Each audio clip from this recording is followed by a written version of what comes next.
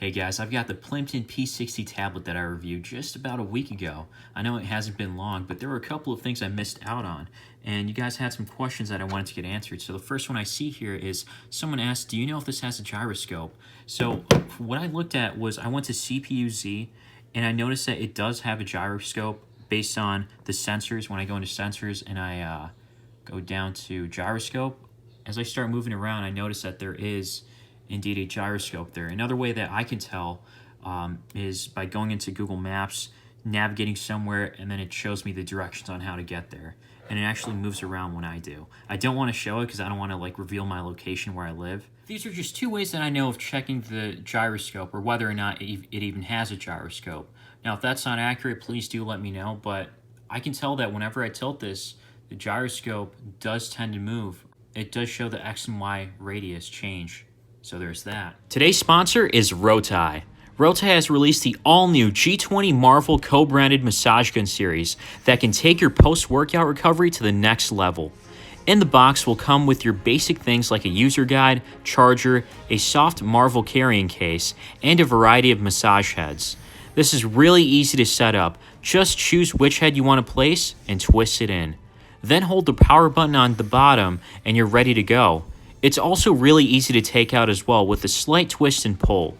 There's 4 different strength levels with higher intensity or something a little more easy, whatever you feel comfortable with, and the best part is, it doesn't get too loud.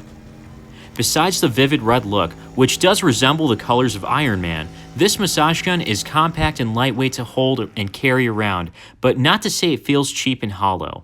Just like Iron Man's suit, this thing is tough with a cold metal body, giving it a sturdy yet premium look and feel.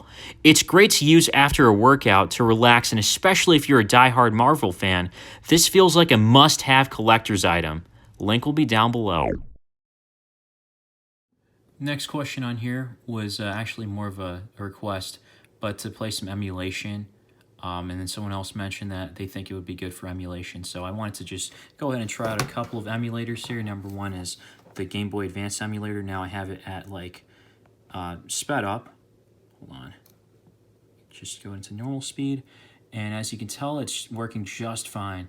No problems whatsoever. Next game here is God of War. I'm losing on purpose because I was trying to focus on the camera. You see there's some lag here, I noticed, but it's definitely playable overall. Or not lag, I should say, but there are moments where there's some hiccups, but not enough to affect your game performance. Okay, so I've got this on right now, the FPS counter. Let's see how this goes. So far it's been working mostly well.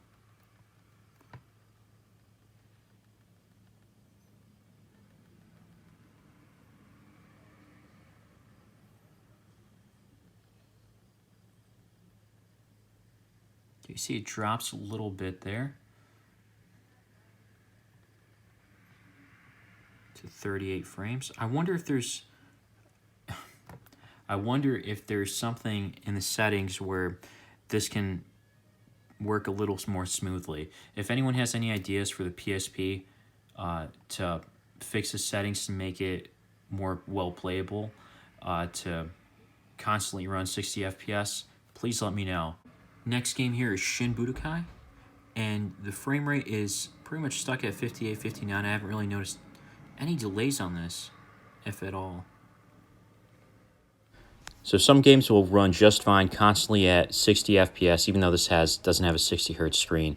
But what I'm trying to say is that you'll get smooth frame rates all around. But some other games that are more intensive, you might notice some frame rate drops here and there, like God of War. But overall, it's still playable. Someone asked about COD Mobile, so I got it right here, and it's running just great. Try to get in somewhere and on some action.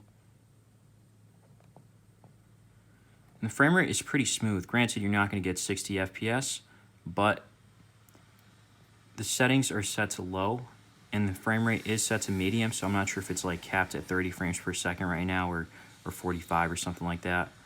But overall, it seems relatively solid for gameplay. Pretty much everything I play on here at the lowest graphics or lowest settings, they tend to run well. All the games that I've tried here so far. So I can definitely recommend this tablet for low-end gaming if you don't mind the graphics settings whatsoever, because it seems to run pretty well. Besides that, oh, one more thing before I forget. Battery life is also pretty good on here. Granted, I did have this at the lowest brightness for the most part, and I didn't really charge this for the last 2 days, I want to say. I have about 5 hours and 46 minutes of on-screen time, and I'm at 46%. Most of this was while I was gaming, or something was downloading and, you know, the screen was just on and running. But in general, for other stuff like just normal browsing the web and watching videos here and there, you can probably get 8 to 9 hours. So easily a full day with moderate use, and even gaming. So let me know what you guys think. I still stick with everything I said. This is a great tablet, great choice. I even played Genshin Impact and Apex Legends along with RuneScape in my original video, so I'll have like a annotation somewhere around here where you can go check that out if you haven't already. And the only other tablet, I really can't say that this is the best budget tablet around right now, because Nokia is coming out with a couple new ones, or at least a Nokia T10 that I know of, which I'm looking forward to picking up once it's available. So be sure to subscribe for that, and leave a like if you did find this video helpful. As always, thanks for watching.